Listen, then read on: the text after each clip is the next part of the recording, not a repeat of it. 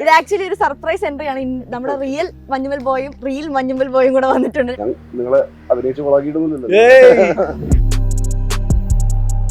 സുഭാഷ് ഇതുപോലെ തന്നെ ചാടിയതും കാല് സ്ലിപ്പായി ഒരു നിമിഷത്തെ ഒരു ഇത് നേരെ താഴ്ത്തോട്ട് പോയി. SI ഓഡിയോ എന്ന് പറഞ്ഞ് നിങ്ങൾ നമ്മളെ തള്ളിയിട്ട് കൊന്നിട്ട് വന്ന് പരാതി പറഞ്ഞല്ലേ എന്ന് ചോദിച്ചു. അപ്പം ഞങ്ങൾക്ക് അല്ല സാറേ അല്ല സാർ. പിന്നെ കുറേ ഉപദ്രവിച്ചു വരാം. ഉപദ്രവിച്ചെന്ന് വെച്ചാൽ ഫിലിമിൽ ശരിക്കും അങ്ങനെ കാണിക്കണില്ല, എന്നാലും കുറേ ഉപദ്രവിച്ചു.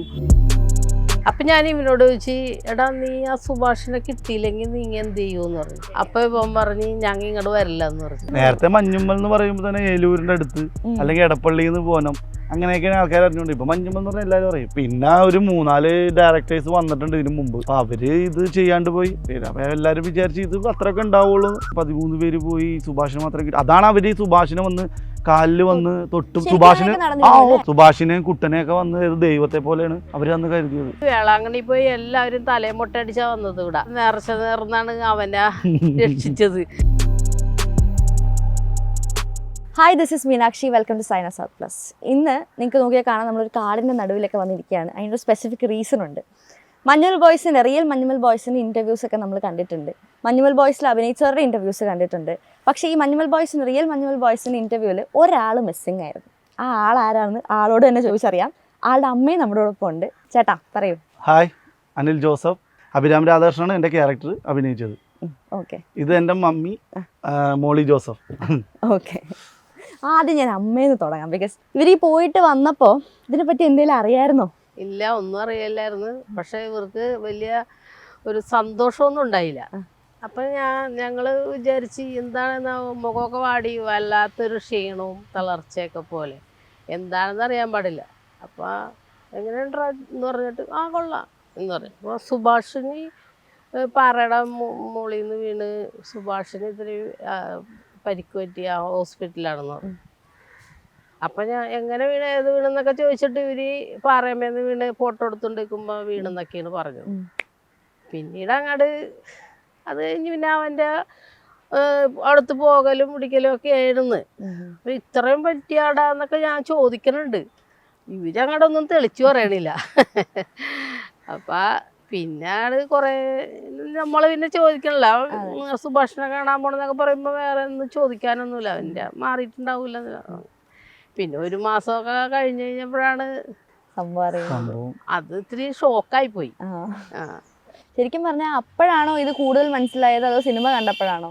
എനിക്കപ്പോൾ തന്നെ എനിക്ക് ഒരുവിധം മനസ്സിലായി. ഞാൻ കേവിനെ പറ്റിയൊക്കെ അറിയാമായിരിക്കും. ആ സിനിമേനെയൊക്കെ പറ്റിയൊക്കെ അറിയാമായിരുന്നു. അപ്പം അതിൽ പോയി എന്നൊക്കെ പറഞ്ഞപ്പോഴത്തേക്കും എനിക്കത് എല്ലാ അമ്മമാർക്കും ഉണ്ടായെന്ന് എനിക്ക് അറിഞ്ഞൂടാ. എനിക്കതൊരു വല്ലാത്തൊരു ഷോക്കായിരുന്നു. അമ്മമാർക്ക് പ്രത്യേകിച്ച് അത് വേറൊരു ഫീൽ ആയിരിക്കും. എനിക്ക് ഞാനവിടെ കിടന്ന് വലിയ വായിലേക്ക് അരഞ്ഞു കിടന്ന് ഇവരെന്തോരം വിഷമിച്ചിട്ടുണ്ടാവും എന്നാണ് ചിന്തിച്ചു പോയത്. തീർച്ചയായിട്ടും.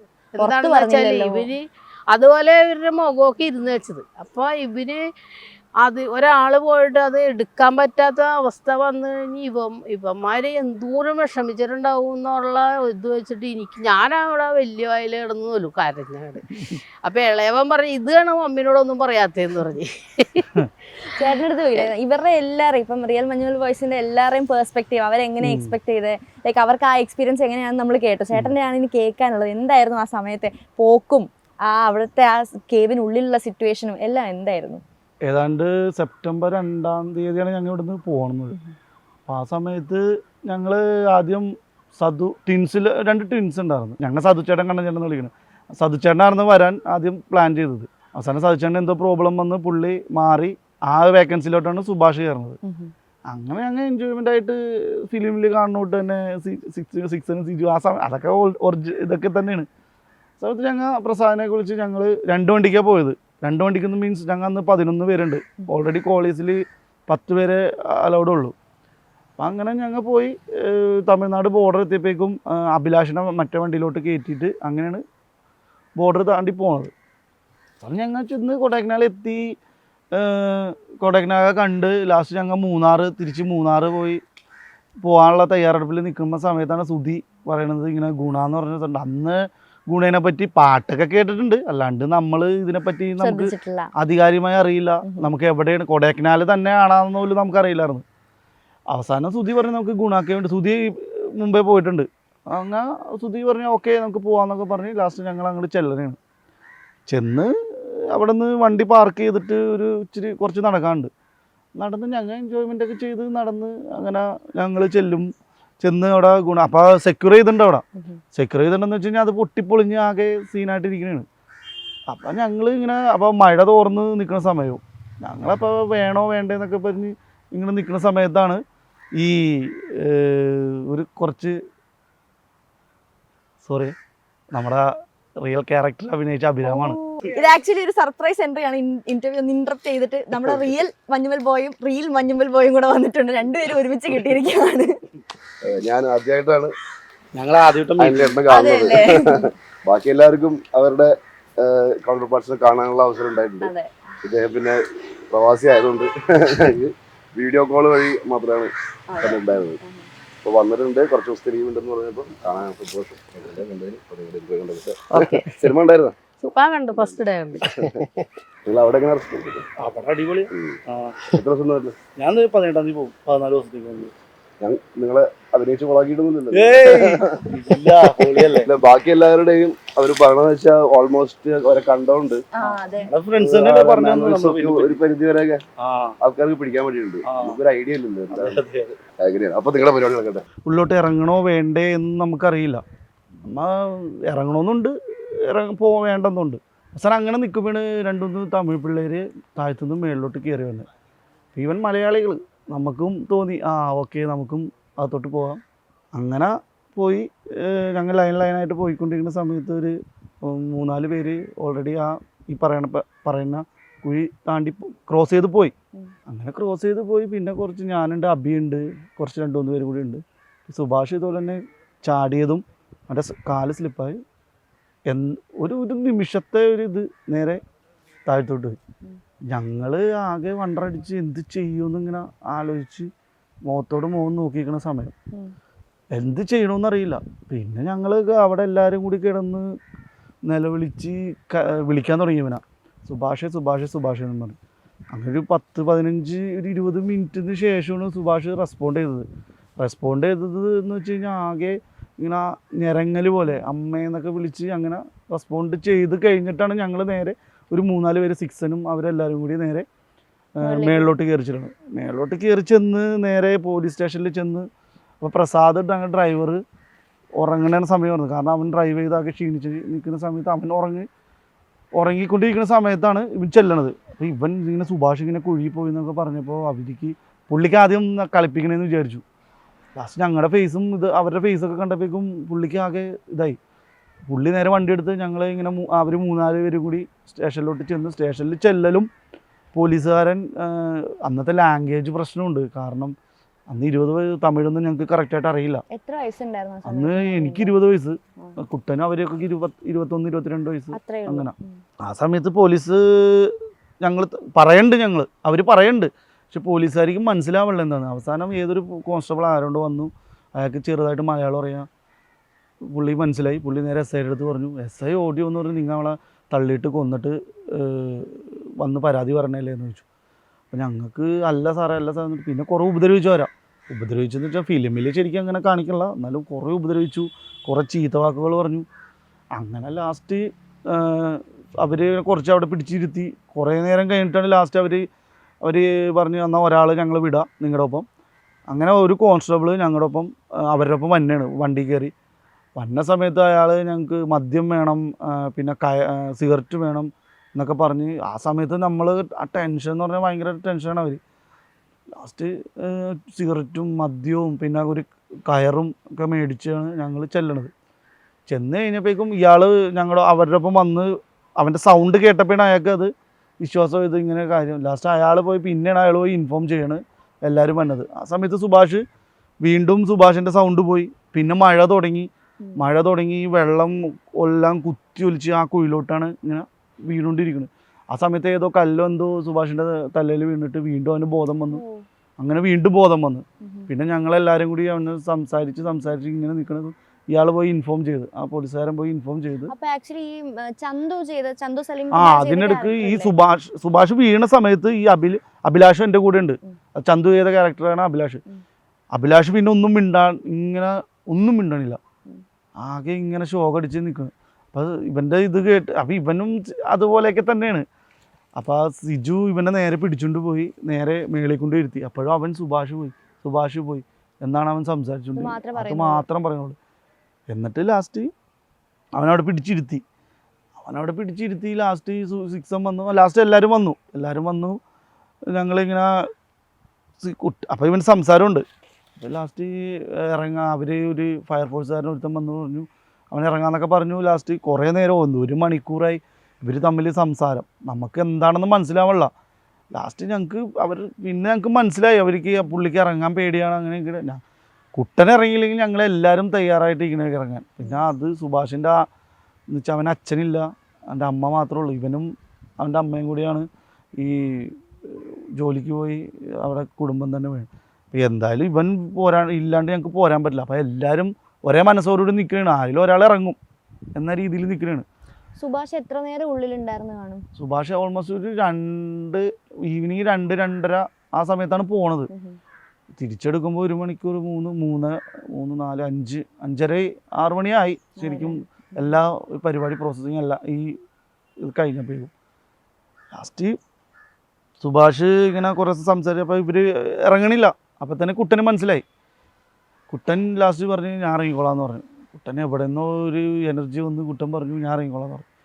അവർ പറഞ്ഞ് ഇല്ല ഇറങ്ങാൻ പറ്റില്ല, കാരണം ഇപ്പം നീ പോയി കഴിഞ്ഞാൽ ഞങ്ങൾ എന്ത് ചെയ്യും എന്ന് അവർക്കും ഒരു പേടിയുണ്ട്. ഒരാൾ കൂടി പോയി കഴിഞ്ഞാൽ ഇവരുടെ മുമ്പിൽ നിന്ന് പോയി കഴിഞ്ഞാൽ അവർ ഇത് പറയണമല്ലോ. ലാസ്റ്റ് അവർ നാട്ടുകാർ അവിടുത്തെ കൊടൈക്കനാലിലെ നാട്ടുകാർ ഇത് അവിടുത്തെ ലോക്കൽ പീപ്പിൾ നല്ല അടിപൊളി ആണ്. പക്ഷെ അവരുടെ അടുത്ത് ചൂടായി നിങ്ങൾ ഇറങ്ങണില്ല ഇവരെങ്കിലും ഇറക്ക്. അങ്ങനെ അവർ പറഞ്ഞു. അവർ ലാസ്റ്റ് എല്ലാവരും സമ്മതിച്ചു. ലാസ്റ്റ് കുട്ടനെ ഇറക്കി. കുട്ടൻ്റെ ഒപ്പം വേറൊരു ഒപ്പം കൊടുത്ത് വിട്ടു. ലാസ്റ്റ് എനിക്ക് തോന്നുന്നു ഒരു 900 അടി എന്നാണ് 900 ഫീറ്റ് എന്നാണ് അവർ പറഞ്ഞത്. പക്ഷെ ഓൾമോസ്റ്റ് 90 ഫീറ്റിലാണ് അവൻ പോയി ഹാങ് ചെയ്ത് നിന്നേച്ചത്. ഈ ബെൽറ്റല്ല ശരിക്കും ജീൻസിൻ്റെ ഈ കോർണറിലാണ് ഇങ്ങനെ ഒരു കൂർത്ത ഒരു കല്ലിലാണ് ഹാങ് ചെയ്ത് നിന്നേച്ചത്. ലാസ്റ്റ് ഈ കുട്ടൻ ഇങ്ങനെ ഇറക്കി ഞങ്ങൾ റോപ്പ് ഇറക്കിയിട്ട് അവസാനം റോപ്പ് തീർന്നു. അവരുടെ റോപ്പ് തീർന്നു. പക്ഷെ ആ സമയത്തൊന്നും സാങ്കേതിക വിദ്യകളൊക്കെ ഇതല്ല, ടെക്നിക്കൽ പരമായ ഒന്നുമില്ലല്ലോ. റോപ്പും പിന്നെ ഒരു ഇതുണ്ട്. റോപ്പ് തീർന്നു, വേറെ റോപ്പില്ല. പിന്നെ അവസാനം ഞങ്ങൾ മേടിച്ച റോപ്പും കൂടി കൂട്ടി ടൈ ചെയ്ത് നല്ല കെട്ടി അങ്ങനെയാണ് പിന്നെ രണ്ടാമത് ഇറക്കണത്. അങ്ങനെ ആ 1 മണിക്കൂർ കഴിഞ്ഞിട്ടും ഇങ്ങനെ പോയിക്കൊണ്ടിരിക്കണ അല്ലാണ്ട് ഒരു ഇതില്ല. അവസാനം കുറേ ഇങ്ങനെ കഴിഞ്ഞ് ഇറക്കിയപ്പോൾ കുട്ടൻ പറയും കണ്ടറാ സുഭാഷിനെ കണ്ടു എന്ന് ഒരു ഇത് കേട്ട്. ഓൾമോസ്റ്റ് ചെല്ലുമ്പോൾ സുഭാഷ് ഇങ്ങനെ നിൽക്കണേണ്. സുഭാഷ് ഹാങ് ചെയ്ത് നിന്ന് ലാസ്റ്റ് സുഭാഷ് കുട്ടൻ സുഭാഷിൻ്റെ റോപ്പ് കെട്ടി നേരെ ഞങ്ങളെല്ലാവരും കൂടി വലിച്ചു. അപ്പോൾ ഫിലിമിൽ കാണിക്കുന്ന പോലെ കുറേ ഇങ്ങനെ കയറുടക്കി ഞങ്ങൾ പിന്നെ ലാസ്റ്റ് വടംവലിക്കാനൊക്കെ പോലെ നിന്നു. ഞങ്ങൾ ആ സമയത്ത് വടംവലിക്കാനൊക്കെ പോയിരുന്നു. അതുപോലെയൊക്കെ നിന്നു. അതൊക്കെയാണ് ആക്ച്വലി സിനിമയിൽ ഏറ്റവും ഹൈലൈറ്റ് ആയിട്ട് അതുപോലെ ഹൈലൈറ്റ് ആയിട്ടുള്ള കാര്യം. നമ്മൾ സിനിമ കാണുമ്പോൾ ഒട്ടും അൺഎക്സ്പെക്റ്റഡ് ആയിട്ടാണ് ഈ കഴുത്തിന് കയറി പിടിക്കുന്നില്ലേ, ദേഷ്യപ്പെടുന്നില്ലേ. അപ്പം ഒരു ശരിക്കും പറഞ്ഞാൽ ഉള്ളിൽ പോയ ആളുടെ ഒരു ഭ്രാന്തമായ അവസ്ഥയിലെന്ന് തന്നെ പറയാം. കാരണം ബോധമില്ല, നിറയെ വേദനയായിരിക്കും, ദേഹം മുഴുവൻ ചോര, ഇരുട്ട്, വവ്വാലിന്റെ ശബ്ദം, ഇതൊക്കെ തന്നെ ആയിരിക്കും. ഭയങ്കര ഒരു വല്ലാത്തൊരു അവസ്ഥ ആയിരിക്കണം. അങ്ങനെ ശരിക്കും വിയേർഡായിട്ട് ബിഹേവ് ചെയ്തിരുന്നു ആള്. അത് കുട്ടൻ്റെ അടുത്തും സുഭാഷിന്റെ അടുത്തും ചോദിക്കണം. അത് സീക്രട്ടാണ്, ഞങ്ങളുടെ അടുത്ത് പോലും പറഞ്ഞിട്ടില്ല. അത് സുഭാഷ് കുറെ ചോദിച്ചു പക്ഷെ പറഞ്ഞിട്ടില്ല. അതെയോ? നിങ്ങളുടെ അടുത്തും പറഞ്ഞില്ല? ഞങ്ങളുടെ പറഞ്ഞില്ല. പുറത്ത് നിന്ന് രണ്ടുപേരും ഉള്ളിൽ പോയി, രണ്ടാളും ഉള്ളിലാണ്. പുറത്ത് എന്തായിരുന്നു നിങ്ങളുടെ ആ ഒരു ഫീല്? പുറത്ത് ഞങ്ങൾക്ക് ടെൻഷൻ എന്ന് വെച്ച് കഴിഞ്ഞാൽ ടെൻഷൻ എന്ന് പറയുമ്പോൾ ഞങ്ങൾക്ക് ശരിക്കും ഞങ്ങൾ റിലേയും പോയി. ശരിക്കും പറഞ്ഞാൽ എന്ത് ചെയ്യണം, ഇനി കുട്ടനും തിരിച്ചു വരൂ അല്ലെങ്കിൽ എന്തായിരിക്കും സംഭവിക്കാൻ പോണെന്നുള്ളൊരു ഇത് ക്യൂരിയോസിറ്റി ഒക്കെ ആയിരുന്നു. ലാസ്റ്റ് ദൈവത്തിൻ്റെ ഭാഗ്യം കയറി പോകുന്നു. തീർച്ചയായിട്ടും. ഇത് കഴിഞ്ഞ് ആളെ എടുക്കുമ്പോൾ ദേഹത്തെ എന്തോരം ഒരുപാട് ഒടിവൊന്നുമില്ല, മൊത്തം അവൻ്റെ ബോഡി മൊത്തം ചതഞ്ഞു പോയി. അവന് ഇങ്ങനെ നിൽക്കാൻ പോലും അവന് പറ്റില്ലായിരുന്നു. ലാസ്റ്റ് ആ എടുത്തുകൊണ്ട് ജീൻ പോൾ ക്യാരക്ടർ അതുപോലെ സിജു ഇങ്ങനെ അവനെ എടുത്തുകൊണ്ട് ഞങ്ങളും പുറകെ ഇങ്ങനെ എടുത്തുകൊണ്ട് പോകണമായിരുന്നു. അത് ആ എടുത്തുകൊണ്ട് പോണ വഴിക്കും അവൻ ഭയങ്കര പെയിനാണ്. അവന് ഭയങ്കര പെയിനാണ്. ലാസ്റ്റ് അവൻ അങ്ങനെ എടുത്തുകൊണ്ട് പോയി ഞങ്ങൾ ഒരു സ്ഥലത്ത് കൊണ്ട് ഇരുത്തി. അപ്പം നാട്ടുകാരെല്ലാവരും കൂടി വന്നു, ഞങ്ങൾക്ക് ചായ തന്നു, പിന്നെ തീയൊക്കെ ഇട്ട്, എന്നാൽ തണുപ്പല്ലേ, തീയൊക്കെ ഇട്ട് തന്നു.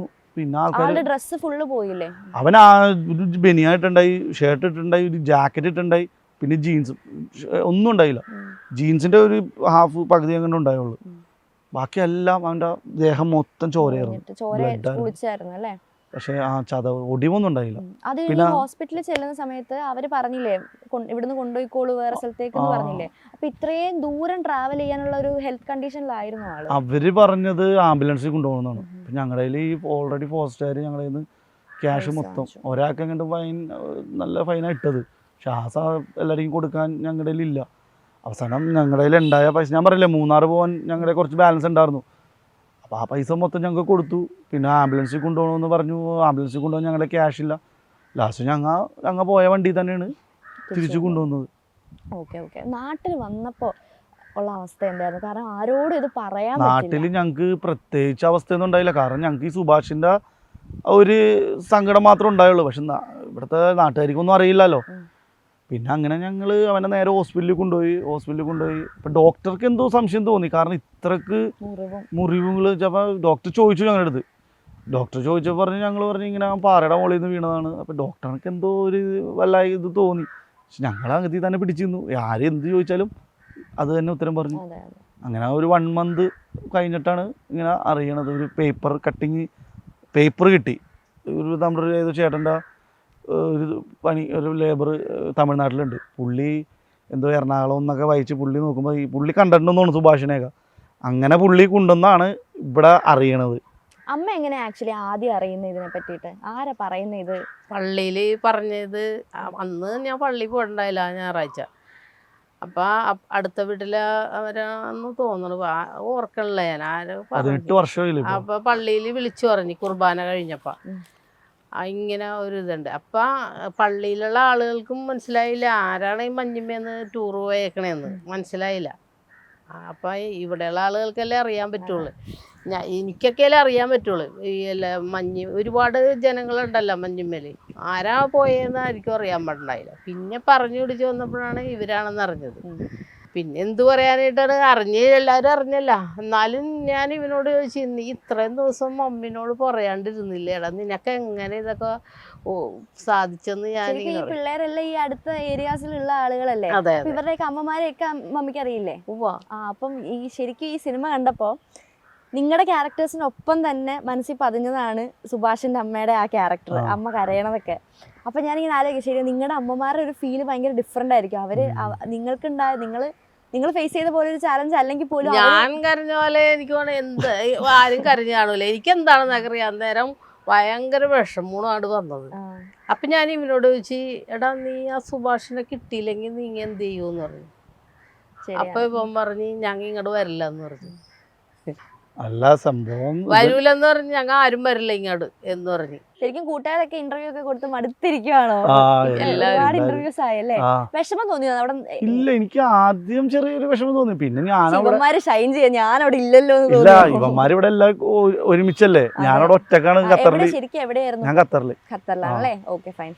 അവിടെ നീ ഇന്റർവ്യൂ ഒക്കെ കാണുമ്പോൾ ഞാനവിടെ വേണമായിരുന്നു അങ്ങനെ തോന്നിയോ? അങ്ങനെ ആദ്യം തോന്നിയായിരുന്നു. പിന്നെ ഞാനവിടെ 2 ഇന്റർവ്യൂ കൊടുത്തപ്പോ അവിടുത്തെ ആളുകളുടെ റെസ്പോൺസ് എങ്ങനെയായിരുന്നു? കൂടെ താമസിക്കുന്ന ആളുകൾ? അയ്യോ, അവിടെ ആൾക്കാര് എന്നാ ഏതോ എന്താ പറയണത്, ഏലിയനെ പോലെയാണ് കാണുന്നത്. കാരണം എന്തുകൊണ്ട് നേരത്തെ പറഞ്ഞില്ല ആളാണ് ഞാൻ ഞാൻ ആരൊക്കെ പറഞ്ഞൊന്നുമില്ല. ഞാൻ ഈ കഥ പറഞ്ഞിട്ടുണ്ട് നേരത്തെ. പക്ഷെ ആ കഥ പറയുമ്പോഴും ഇവന്മാര് ഇത്രയും പ്രതീക്ഷിക്കല്ല. ഫിലിം കണ്ടു കഴിഞ്ഞാൽ എന്നാ എന്താണിത് നീ എന്നിട്ട് എന്തോ ഒന്നും പറഞ്ഞില്ല. നമ്മളാ പറഞ്ഞ് നമ്മൾ വെറുതെ മണ്ടനാവേണ്ട കാര്യമില്ല. അപ്പൊ അതുകൊണ്ട് ഞാൻ എല്ലാവർക്കും മനസ്സിലായി. ഇപ്പൊ അവിടെ നിന്ന് എല്ലാരും നല്ല ഇപ്പോഴും വിളിച്ചത്. ഇപ്പൊ കുറച്ചേരം മുമ്പ് ഒരുത്തൻ നാട്ടിൽ വന്നിട്ടുണ്ട്. അവൻ എന്നെ കാണണമെന്നും പറഞ്ഞ് ഞാൻ തിരുവനന്തപുരത്ത് നിന്ന് തന്നെ. അതെല്ലേ? അപ്പൊ നാട്ടില് വന്നപ്പം പിന്നെ ഇവരെ മീറ്റ് ചെയ്യല്ലേ? എത്ര നാൾക്ക് ശേഷം? ഞാനിപ്പോ 8 months ഉണ്ടോ. 8 months ആയിട്ടുണ്ടല്ലേ? ഈ സിനിമ ഇറങ്ങിയതിനു ശേഷം മീറ്റ് ചെയ്യുമ്പോ വേറൊരു ഫീൽ ആയിരുന്നു അല്ലേ? പിന്നെ വേറെ ഫീലൊന്നുമില്ല. നമ്മ ഫ്രണ്ട്സ് എല്ലാ ദിവസവും കാണും. പിന്നെ നാട്ടുകാർക്ക് വേറൊരു ഫീൽ അല്ലേ? നിങ്ങളെ കുറിച്ച് ഒരു ഡിഫറൻസ് വന്നു കാണുമല്ലോ. സിനിമ ഇപ്പൊ നമ്മള് എത്ര പറഞ്ഞു കൊടുത്താലും വിഷ്വലി കാണുമ്പോൾ അതിന് വ്യത്യാസമുണ്ട്, ഒരുപാട് വ്യത്യാസമുണ്ട്. അപ്പൊ എനിക്ക് തോന്നുന്നു നാട്ടിലെല്ലാരും സ്റ്റാർട്ടിൽഡ് ആയിട്ട് ഇരിക്കുകയായിരിക്കും നിങ്ങൾ ഈ വന്ന്. അപ്പൊ നാട്ടുകാരൊക്കെ എന്താ പറയുന്നേ? നാട്ടുകാർ പറയും എല്ലാവർക്കും സന്തോഷമായി, നിന്റെയൊക്കെ സിനിമയൊക്കെ ഇറങ്ങി ഇപ്പൊ നീയൊക്കെ വലിയ ആളായി പോയി. എവിടാ നമ്മളപ്പോ ഇപ്പോഴൊക്കെ ഒരേപോലെ. എനിക്ക് മഞ്ഞുമൽ എന്ന് പറഞ്ഞ സ്ഥലം കുറച്ചുകൂടെ ഹൈപ്ഡപ്പ് ആയത്. മഞ്ഞുമൽ എന്ന് പറയുമ്പോൾ മഞ്ഞുമൽ ബോയ്സ് അത് തന്നെ കേൾക്കുന്നത്. നേരത്തെ മഞ്ഞുമൽ എന്ന് പറയുമ്പോ തന്നെ ഏലൂരിന്റെ അടുത്ത് അല്ലെങ്കിൽ എടപ്പള്ളിന്ന് പോനം അങ്ങനെയൊക്കെയാണ് ആൾക്കാർ അറിഞ്ഞുകൊണ്ട് ഇപ്പൊ മഞ്ഞുമ്മൽ എന്ന് പറഞ്ഞാൽ എല്ലാവരും അറിയും. അതെ, ഇപ്പൊ ഈ സ്ഥലം വെച്ചിട്ടാണ് ഈ മഞ്ഞുമലിന്റെ അതെ. അടുത്തുനിന്നല്ലേ ഇപ്പൊ എല്ലാവർക്കും ഭയങ്കര സന്തോഷമായി. സന്തോഷമായിട്ടിരിക്കുകയാണ്. അപ്പം അവിടെ വെച്ച് നിങ്ങൾ എക്സ്പീരിയൻസ് ചെയ്ത ഒരു കാര്യമാണ്, നിങ്ങൾക്ക് വളരെയധികം ട്രോമ തന്ന ഒരു ഇൻസിഡന്റ് ആണെന്ന് തന്നെ പറയാം. ശരിക്കും ഒരുപാട് മെന്റലി ഭയങ്കരമായിട്ട് ബാഡ് അടിച്ചിട്ടുണ്ടാവാം. ഈവൻ ദോ ഇത്രയും വർഷങ്ങളായെങ്കിൽ പോലും അതിന്റെ ഒരു മാർക്ക് എവിടെയെങ്കിലും കിടപ്പുണ്ടാവാം. അപ്പോൾ ഈ സിനിമ കണ്ട് ആ സിറ്റുവേഷൻ ഒക്കെ ഓർമ്മ വരില്ലേ നിങ്ങൾക്ക്? ഞങ്ങൾ കാണുന്ന പോലെ അല്ലല്ലോ, നിങ്ങളുടെ റിയൽ സിറ്റുവേഷൻ ഓർമ്മ വരത്തില്ലേ? എന്താ സിനിമ കണ്ടപ്പോൾ തോന്നിയത്? സിനിമ കണ്ടപ്പോൾ ശരിക്കും കരഞ്ഞു പോയി. ഞാനും എൻ്റെ ഫ്രണ്ട്സൊക്കെ ആയിട്ടാണ് പോയത്. അവിടെയായിരുന്നോ കണ്ടത്? അവിടെ ഖത്തറിലാണ് കണ്ടത്. ഇവിടെ വന്നിട്ട് കാണാൻ പോകാൻ പറ്റിയിട്ടില്ല, ഇപ്പം ഇമാരിക്കും തിരക്ക്.